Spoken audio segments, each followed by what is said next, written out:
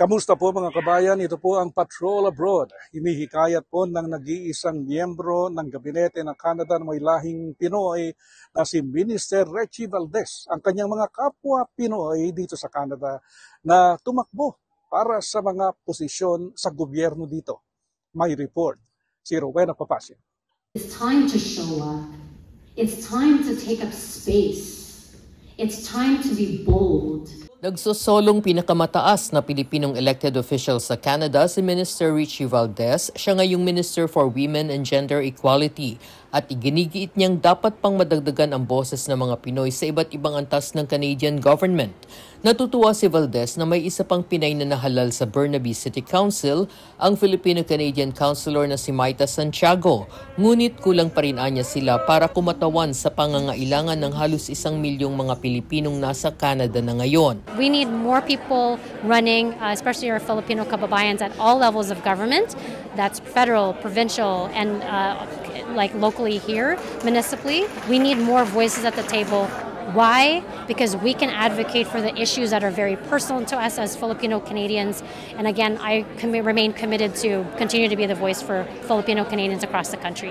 Naniniwala rin si Valdez na magtatagumpay din ng iba pang mga kababayan, hindi lang sa politika kundi pati sa negosyo o anumang propesyon kung gagamitin nila ang kanilang Filipino superpower. There is no way I would have become a federal minister of small business had I not become an entrepreneur.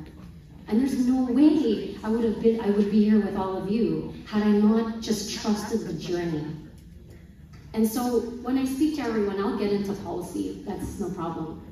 But what I impart on all of you is the very importance of tapping into your Filipino superpower that each of you have in this room. Kinatigan ni Santiago ang pahayag ni Valdez at sinabi niyang ganito rin ang pakiramdam niya nang angkinin niya ng husto ang kanyang pagka-Pilipino.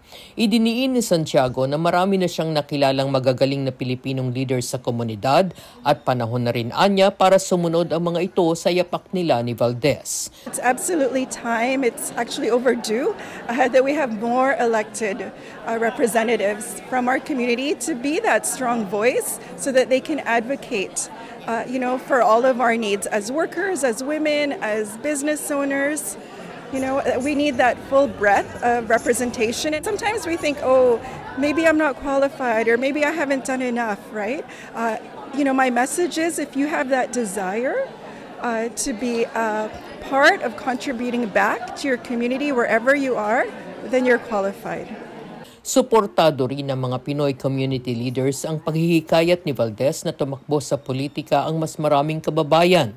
Canada has to start recognizing how strong these individuals are in representing, in policy making, in policy directions, in making sure that they're wanting to achieve Canada strong, and the only way to demonstrate that is really bring these individuals into the table.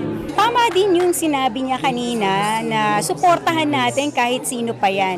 If somebody mag-run for politics, let's support instead of, making all this negativity. Diba? Mas maganda talaga kung suportahan natin yung mga kababayan natin para mas malaki yung boses natin, not just sa politika. Even sa economic landscape ng Canada. Bumisita si Valdez sa Burnaby sa imbitasyon ng UP Alumni Association in BC, Filipino-Canadian Chamber of Commerce Greater Vancouver at Pinoy Festival Alliance. Sa ginanap na forum, sinabi ng ilang Pilipinong leader sa negosyo na bagamat maraming kababayan ang gustong mag-business, hindi nila alam kung paano sila makakakuha ng suporta mula sa pamahalaan. The government should help the small member namin. Some other member want to put their own company but they don't have enough capital, but they have the talent. I think we just need to encourage yung mga startups and business owners where to go, how to navigate the business landscape, and also where to go for the right resources. Tiniyak naman ni Valdez na siya ring Secretary of State for Small Business and Tourism na maraming suportang nakalaan ng gobyerno para sa maliliit na negosyo. We have many supports that are available, especially those businesses who were deeply impacted by the U.S. tariffs, for example. But whether you're starting, scaling, or growing your business, where our job is to try and make life more affordable for small business. Makaraan ng forum, nakipagpulong si Valdez sa mga Pilipinong nasugatan sa Lapu-Lapu tragedy para alamin kung anong tulong ang pwedeng maipagkaloob sa kanila ng Ottawa. Mula sa Burnaby, British Columbia, ako si Rowena Papasin, ang inyong Patrol Abroad.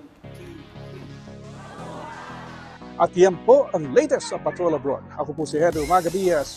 Hanggang sa muli.